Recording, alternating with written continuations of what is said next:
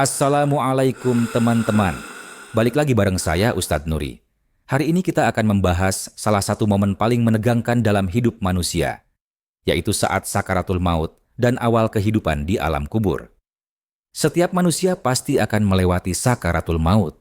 Saat ruh mulai ditarik perlahan dari jasad, Nabi menggambarkan sakitnya seperti duri yang ditarik dari kain wol. Bayangkan, perih, menembus seluruh tubuh. Di sekitar kita, keluarga menangis. Orang-orang membaca doa. Namun saat itu, hanya ada satu kalimat yang benar-benar penting, La ilaha illallah. Rasulullah Shallallahu Alaihi Wasallam bersabda, barang siapa yang akhir perkataannya adalah La ilaha illallah, maka ia akan masuk surga. Kalimat tauhid ini adalah bekal pertama ketika ruh meninggalkan dunia, menuju alam barzakh. Teman-teman, agar kita lebih merasakan dahsyatnya sakaratul maut, mari kita menengok pada kisah wafatnya manusia terbaik, Nabi Muhammad Shallallahu Alaihi Wasallam. Di hari-hari terakhirnya, beliau sedang sakit berat. Tubuhnya lemah, keringat bercucuran di wajahnya hingga beliau sering mengusap wajahnya dengan kain. Beliau berkata, La ilaha illallah. Sesungguhnya sakaratul maut itu penuh dengan kesakitan. Aisyah radhiyallahu anha yang berada di sisinya bercerita, ia melihat Rasulullah berjuang menahan sakit luar biasa. Beliau bahkan meminta air untuk disiramkan ke wajahnya agar lebih kuat menghadapi detik-detik terakhir. Lalu, dalam kondisi itu, Nabi tetap memikirkan umatnya. Beliau mengulang-ulang kalimat, Ummati, ummati, umatku, umatku.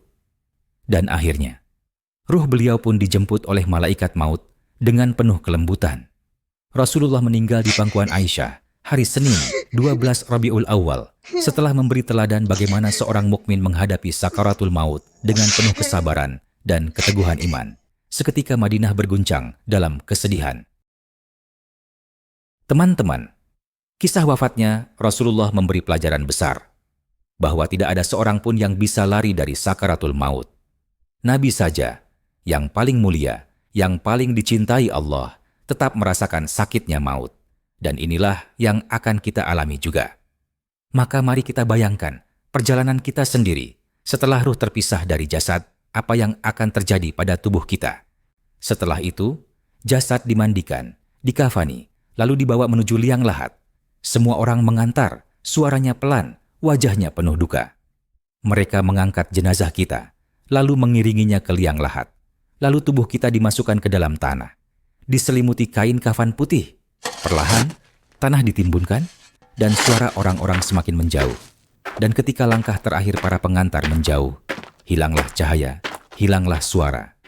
Di dalam kegelapan kubur, kita tidak bisa bergerak, tidak bisa bicara, tidak bisa keluar. Semua yang kita punya di dunia, harta, jabatan, keluarga, hilang. Yang tersisa hanyalah amal syalih atau amal buruk. Tiba-tiba, dari dalam kegelapan, terdengar suara menggelegar. Dua malaikat mendekat, wajahnya menakutkan, suaranya keras, tatapannya tajam. Mereka adalah Munkar dan Nakir. Dalam hadis riwayat Ahmad disebutkan, Nabi bersabda, ketika mayit dikuburkan, ia akan didatangi oleh dua malaikat yang hitam kebiruan. Salah satunya bernama Munkar dan yang lain bernama Nakir. Teman-teman, mereka tidak menanyakan harta kita, tidak menanyakan jabatan kita, tidak menanyakan berapa followers kita. Mereka hanya menanyakan 3 hal. Yang pertama, Man Rabbuka? Siapa Tuhanmu? Yang kedua, Ma Dinuka? Apa agamamu? Yang ketiga, Man Nabiyuka? Siapa nabimu? Bagi orang beriman, dengan tenang ia akan menjawab, Rabbku adalah Allah, agamaku adalah Islam, nabiku adalah Muhammad Shallallahu Alaihi Wasallam. Tapi bagi orang yang ragu, yang imannya lemah, yang tidak peduli di dunia, ia akan kebingungan. Ia berkata, Aku tidak tahu. Dan saat itulah malaikat memberikan balasan.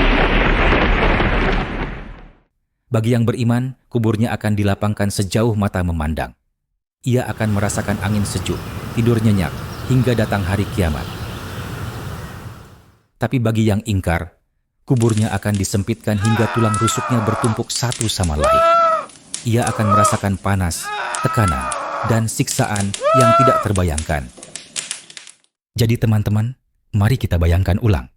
Setelah dikuburkan, kita sendirian dalam gelap. Tiba-tiba, 2 malaikat mendatangi kita. Mereka bertanya 3 hal. Siapa Tuhanmu? Apa agamamu?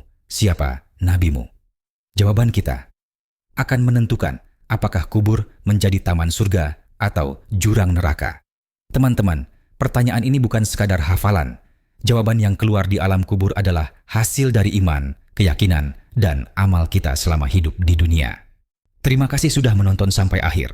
Jangan lupa like, subscribe, dan share agar makin banyak yang mengingat kematian dan bersiap untuk akhirat. Wassalamualaikum warahmatullahi wabarakatuh.